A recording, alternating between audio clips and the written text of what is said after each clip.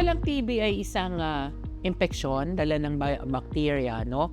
Kalimitan, ang sinasabi ito ay nadudoon sa ating baga, pero actually pwede siyang kumalat sa ibang parte ng katawan. Pwedeng mag-lead into death or nakakamatay kung talagang mapapabayaan natin ito. Huwag mangamba sapagkat ang TB ay naaagapan.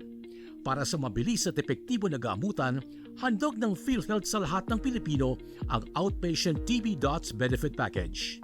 Kaya siya naging directly observed treatment scheme.